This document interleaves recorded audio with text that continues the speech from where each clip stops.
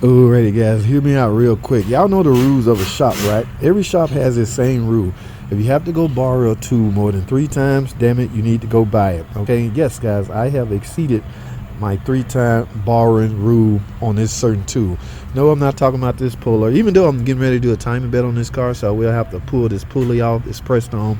I'm not talking about this gun right here. I'm not talking about this gun. I'm not talking about these pliers. Ladies and gentlemen, I am talking about this. That's right guys, this cardboard. I had to go borrow this from my Russian buddy one last time. Yeah, do y'all know what this is for, guys? This, you set this right here so you can guard against damaging that radiator. I'm about to do some work down here with my pulley and stuff. There's a chance that I can slip off and bang right there. Guys, I don't know, especially you new guys, do you know all you got to do is kiss this radiator and it will start leaking? You don't have to do much, barely touch it and it'll start leaking. I learned that the hard way, so now I protect it every time I'm doing work in this area, man. Y'all stay tuned. Well, looky. I smell gravy. Yeah, buddy. Timing belt, guys. This is 3.5 V6 on a Dodge. No, this is a Chrysler 300. Okay, when you're doing a timing belt, you might as well do a water pump, right?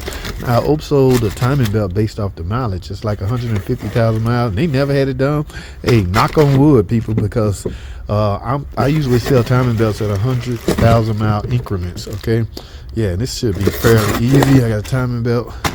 Water pump, pulley. Now I'm missing a tensioner. Okay, depending on how soon it's gonna get here, we might go without that. That tensioner never fail. This here failed sooner than the timing belt. Yeah, if this go, it could be catastrophic, guys. I've seen these really cause some havoc on engines. Okay, but yeah, I got to remove all this cover, bring up top dead center, then take the belt off, and then start replacing things. Drain the cooling system. Notice I got Mopar. None of that Derman cooling over here, y'all. Gotta go.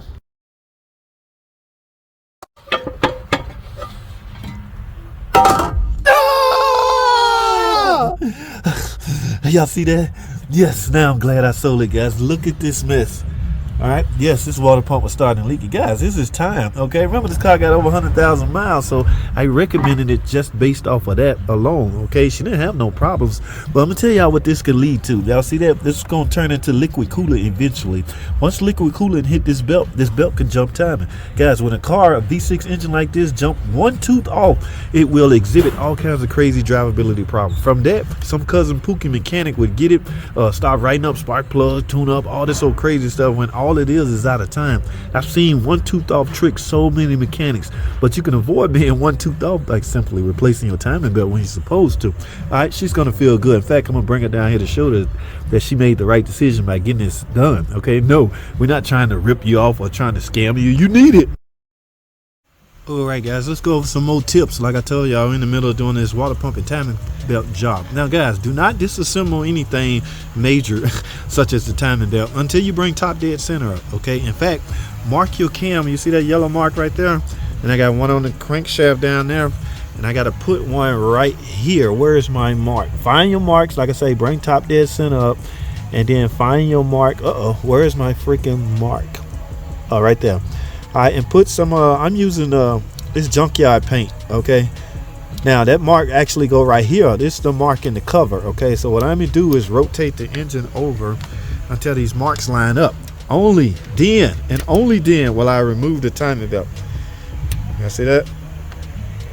All right, now I got everything lined up. Yep, crankshaft. Yep, now it's safe to disassemble the timing belt. Take the timing belt off. When you get ready to go on with a new belt, just go back in with the same spot. Stay tuned.